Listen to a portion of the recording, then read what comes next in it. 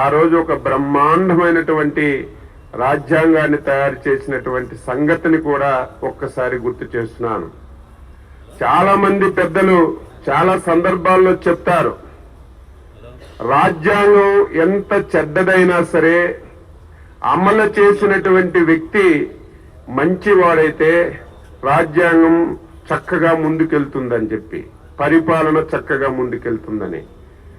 రాజ్యాంగం ఎంత మంచిదైనా సరే పాలించేవాడు దుర్మార్గుడైతే ఆ రాజ్యాంగానికి విలువ ఉండదని చెప్పి చాలా మంది చాలా సందర్భాల్లో చెప్పిన విషయాన్ని ఒక్కసారి గుర్తు చేస్తున్నాను. ఆంధ్రప్రదేశ్ రాష్ట్రంలో రెండోది అమలు జరుగుతుంది.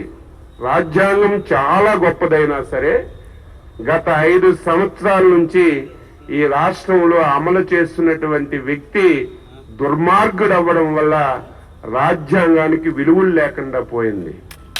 అంబేద్కర్ రాజ్యాంగం ఈ రాష్ట్రంలో అమలు జరిగినటువంటి పరిస్థితి లేదు.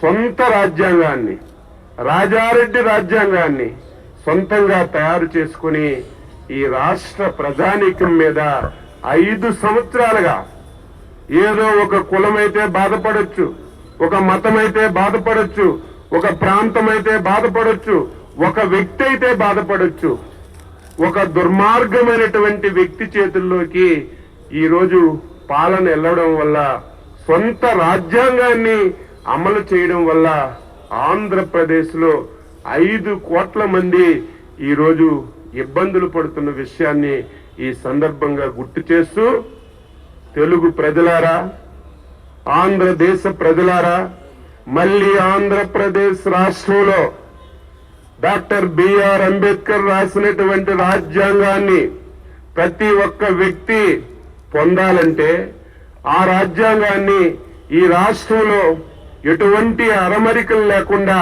అమలు జరగాలంటే ఏకైక మార్గం ఈ దుర్మార్గమైనటువంటి ముఖ్యమంత్రి జగన్మోహన్ రెడ్డిని ఎంత తొందరగా వీలైతే అంత తొందరగా ఈ రాష్ట్రం నుంచి బంగాళాఖాతంలో కలిపితే తప్ప ఈ రాష్ట్ర ప్రజానీకానికి స్వేచ్ఛ వాయువులు, స్వాతంత్రం ఇచ్చినటువంటి హక్కులు, వాక్ చాతుర్యంగా స్వేచ్ఛగా మాట్లాడే హక్కు కూడా కోల్పోయినటువంటి పరిస్థితులున్నాయి.